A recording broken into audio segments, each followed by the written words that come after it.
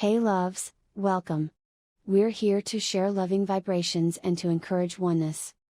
We shall deeply discuss about frequency, quantum physics, loving vibrations, energy, law of attraction. We hope you will share the love and spread it too.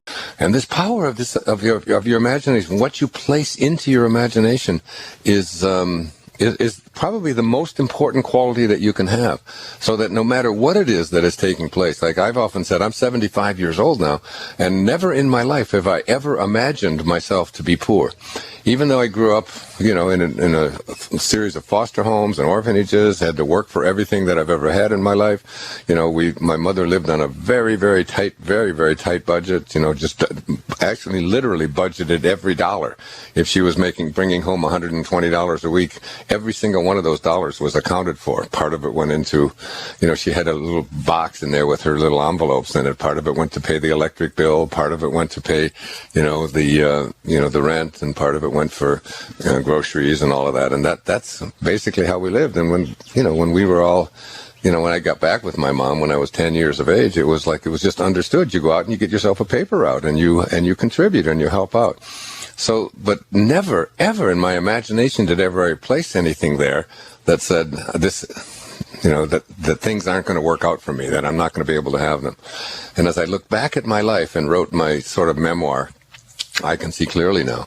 I realized that I always had this space inside of me, like this inner place, like a container almost, that was just filled with a belief system that I could create whatever it is that I placed into my imagination, and wouldn't let it be taken away, regardless of what came down the pike at me. And I find that in these 10 years that we've been doing this show, Diane, that so many of the callers are just so focused on all of the things outside of them that are causing their unhappiness, or causing them to not be able to make the money that they would like, or whatever.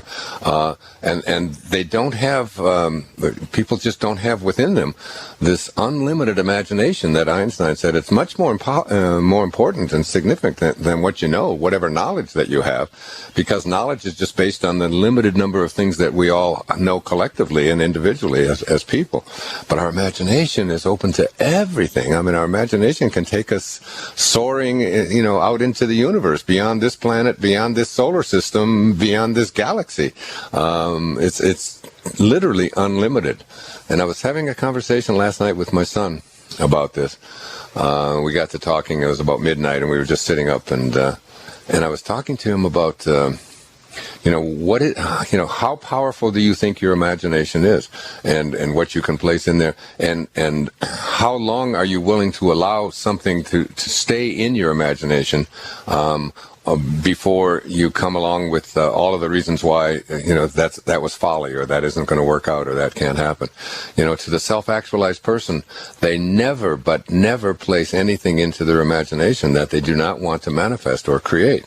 So they're not the kind of people who go around thinking that their luck is going to be bad, or things aren't going to work out, or I'm not going to get a parking place, or I'm going to get a cold, or I'm going to get sick, or whatever.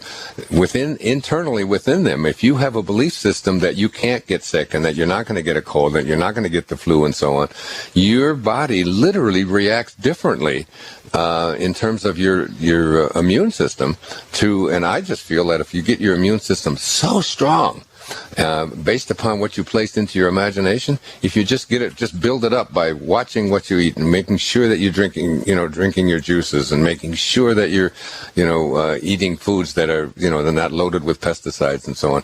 And it's like, and you start seeing your imagination as like, Godzilla in there when it comes to any little bacteria or any little virus or anything that's trying to show up and take over and give you a runny nose, or give you the flu, or give you whatever. You see what I'm saying, Diane, is that the power of your imagination affects how it is that you relate to the world, and what it is that you allow into your world, and what it is that you expel from your world before it even gets there. And as a result of having that into my imagination, the right kinds of events and people and things begin to show up for you. And, and then you just begin to change your lifestyle based upon nothing more than what you've placed into your imagination. So keep that imagination of yours in such a strong place and forget about how much you know. And instead, remember that if you want to create anything, a different kind of a life, whatever it is that you'd like to create for yourself, make sure that you have an expectation that you're able to do it, rather than an expectation that says, with my luck, it won't work out, or I'm not